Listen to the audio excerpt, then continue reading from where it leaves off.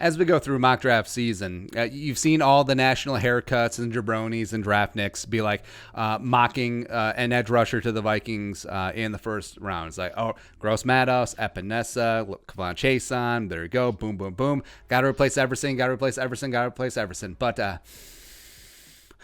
they don't know. They don't know. Like, A, Everson is resigning. B, why did the Vikings fan base just not bat an eye when Everson left initially or when Stephen Weatherly left in free agency? It's because the national media don't know about Ifeadi Odenigbo. That's right. The pride of Centerville, Ohio, by way of Northwestern University. Go Wildcats.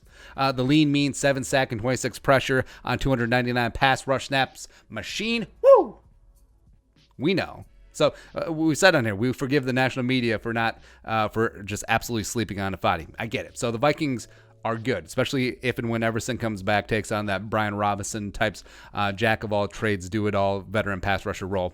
Understand that. So also, this is not a great edge class. I mean, it's Chase Young, some dudes who are going to be pushed up to the first round or maybe should be day 2 projects, and then a bunch of day 3 full-on dart throws, right? That's really about it. So I would be fine if the Vikings went in a different direction here, but if they're full-on, this is BPA, BPA, BPA, I would understand it. Like Yetur Gross-Matos out of Penn State. I like him, even though I think he may be a little more flash than dash. Or AJ Epinesa from Iowa, the one-year wonder, even though I do worry about his burst at the NFL level. Can he really set the edge there? I think he would be a great 5-tech if the Vikings are really moving towards a 3-4. Would make a lot of sense. Or Kavon Chason from LSU. You're trying to chase that, the freakish LSU guy with lower college production. You're just trying to chase that dragon, Danielle Hunter. Okay. Like, I get it. I would understand it and respect it. Andre Patterson, he deserves some toys. Let's load him up there. But it would be way out of character.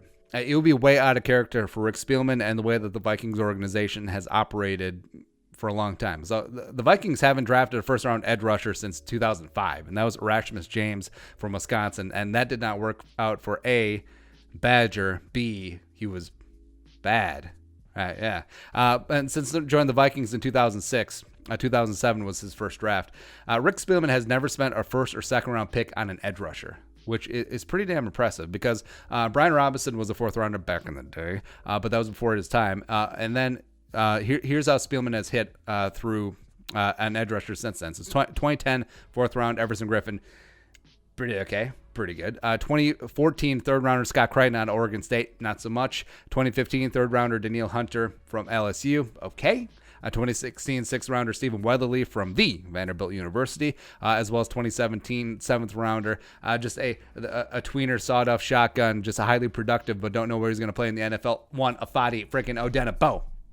Yeah, that's right. And the Vikings generally given Patterson physical projects in the later rounds. If you remember, Aude Aruna from back in the day, a couple years ago, as well as Danielle Hunter, as well as Stephen Weatherly, etc. So it would be massively out of character if they just went with Gross-Matos or Epinesa or Kavon Chason in the first round when there's so many other players that could be BPA at that spot. You look at the cornerbacks, you look at the wide receivers, you look at tackle. Again, it's not so much drafting for need as that's probably how the board is going to break at that stage of the draft as you get into the 20s. Although I will say I do like Curtis Weaver from Boise State. I think he's being a little bit slept on this edge class, as well as Julian Akwara from Notre Dame. I think he's got a lot of fun tools. So, I mean, if they went with either of them in the second round, I wouldn't necessarily be mad. I would understand it. Or if they stick to the script, they stick with what they've always done for the past 15 years on the edge, where you get a guy like Travis Gibson from Tulsa, where extremely raw,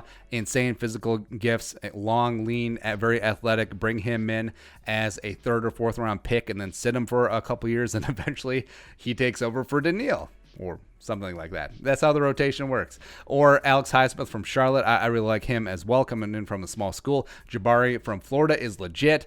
James Lynch from Baylor probably doesn't project to be an edge in the NFL. But again, if the Vikings do move to a 3-4, could play that 5-tech spot or could play on the inside a little bit in the base 4-3.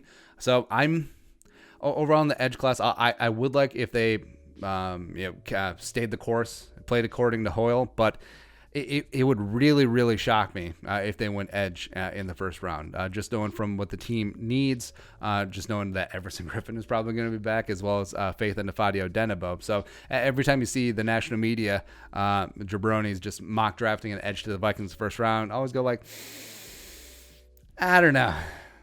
All right, but your thoughts. Edge, first round. Let us know in the comment section below. Subscribe for daily Vikings takes. You want to support the work, pull us on the Venmo. Plus give us a follow on social media as well. But until next time, Skol, production value.